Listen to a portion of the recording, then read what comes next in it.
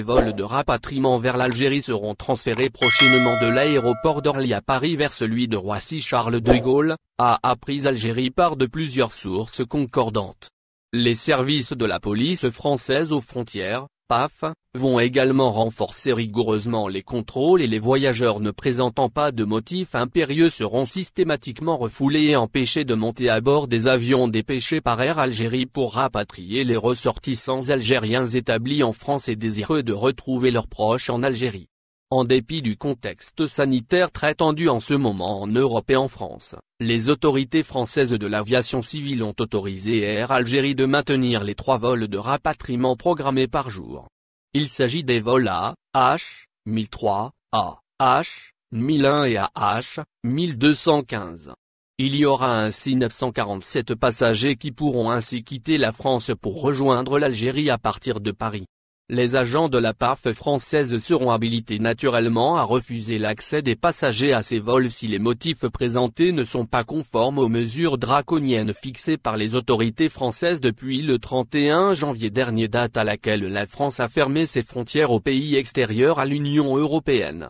sauf motifs impérieux. Rappelons enfin la liste des motifs impérieux pour les voyageurs vers la France en dehors des pays de l'espace européen comme l'Algérie. Les motifs impérieux d'ordre personnel ou familial, il s'agit de la perte d'un proche, de la visite d'un membre de famille dont le pronostic vital est engagé, mais aussi de la garde d'un enfant dont on a l'autorité, de l'impossibilité légale ou économique de rester sur le territoire sur lequel se trouve la personne, du fait d'être étudiant en début, reprise ou fin de cycle d'études ou de bénéficier d'une convocation judiciaire ou administrative.